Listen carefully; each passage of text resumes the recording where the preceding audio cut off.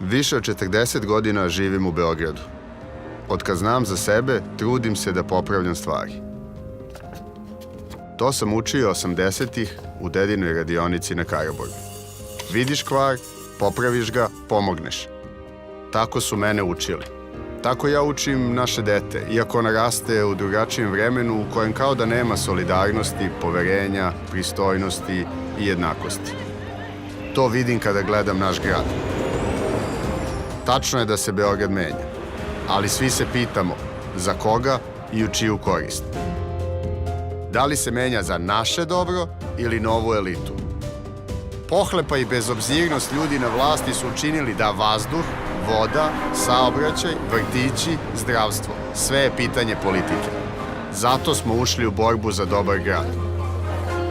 U početku nas je bilo 10-ak.